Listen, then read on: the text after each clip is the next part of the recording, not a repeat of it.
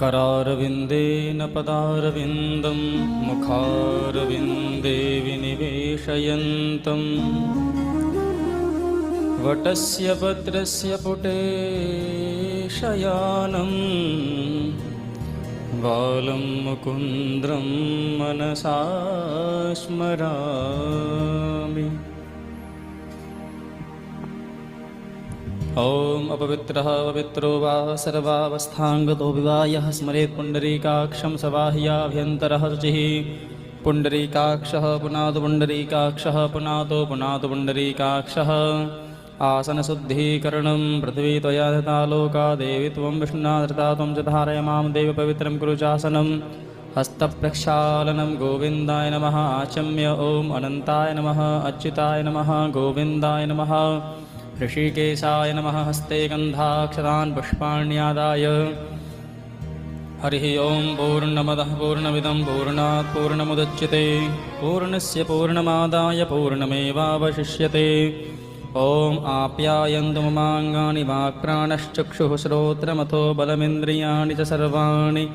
सर्वं ब्रह्मोपनिषदं माहं ब्रह्म निराकुर्यां मा ब्रह्म निराकरोत्।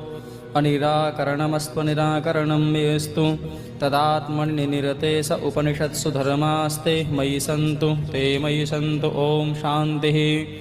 ॐ सहना भवतु सहनौ भुनक्तु सह वीर्यङ्करवावहै तेजस्विनावधीतमस्तु मा विद्विषावहै। ॐ शान्तिः। ॐ भद्रं कर्णेभिः शृणुयाम देवा भद्रं पश्येमाक्षभिर्जत्राः स्थिरैरङ्गैस्तुष्टुवाग्मुषस्तनूभिर्व्यसेमहि देवहितं जदायुः। स्वस्ति न इन्द्रो वृद्धश्रवाः स्वस्ति नः पूषा विश्ववेदाः स्वस्ति नस्तार्क्ष्यो अरिष्टनेमिः स्वस्ति नो बृहस्पतिर्दधातु। वाङ्मे मनसि प्रतिष्ठिता मनो मे वाचे प्रतिष्ठितमाविरार्मिर्म एधि वेदस्य म आणीस्थः श्रुतं मे मा प्रहासेः। अनेनाधीतेन होरात्रान् सन्दधाम्यरितं वदिष्यामि सत्यं वदिष्यामि तन्मामवतु तद्वक्तारमवतु अवतु मामवतु वक्तारमवतु वक्तारम्। ॐ शान्तिः। ॐ शन्नो मित्रः शं वरुणः शन्नो भवत्वर्जमा शन्न इन्द्रो बृहस्पतिः शन्नो विष्णुरुक्रमः।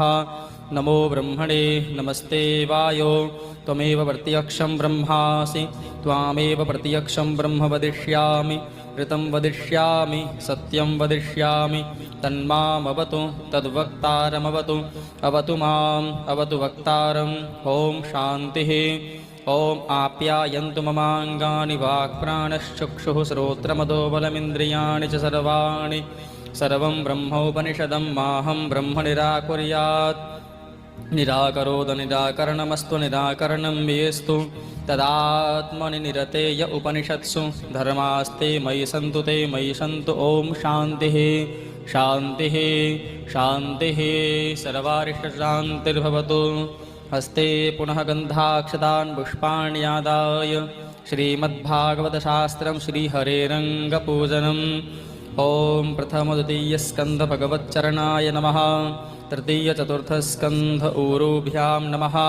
पञ्चमषष्ठस्कन्धनाभिहृदयाय नमः। सप्तम अष्टमस्कन्धबाहवे नमः। नवमस्कन्धकण्ठाय नमः। दशमस्कन्धप्रफुल्लमुखाय नमः। एकादशस्कन्धललाटाय नमः। ॐ द्वादशस्कन्धमस्तकाय नमः। प्रपूजयामि। हस्ते पुनः गन्धाक्षतान् पुष्पाण्यादाय ॐ प्रथमस्कन्ध अधिकारक्षेत्रे नमः। द्वितीयस्कन्धसाधनक्षेत्रे नमः।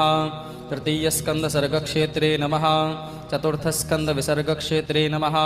पञ्चमस्कन्धस्थितिक्षेत्रे नमः। ॐ षष्ठस्कन्धपुष्टिक्षेत्रे नमः। सप्तमस्कन्ध ऊतिक्षेत्रे नमः। अष्टमस्कन्धमन्वन्तरक्षेत्रे नमः। नवमस्कन्धभक्तचरित्रक्षेत्रे नमः। दशमस्कन्धमननिरोधक्षेत्रे नमः।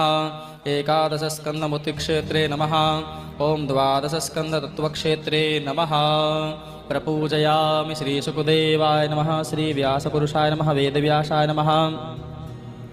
कीर्तिमुखाय नमः। श्रीहनुमत्शरणकमलेभ्यो नमः।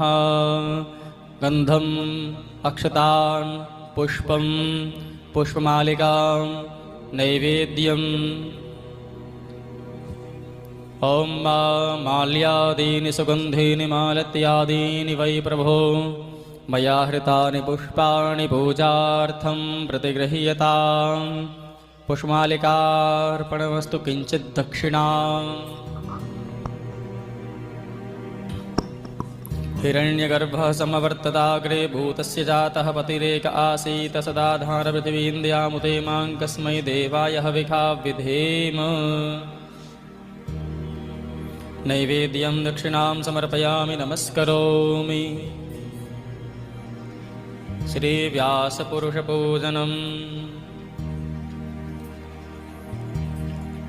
ॐ व्यासाय विष्णुरूपाय व्यासरूपाय शम्भवे नमो वै ब्रह्मदेवाय वासिष्ठाय नमो नमः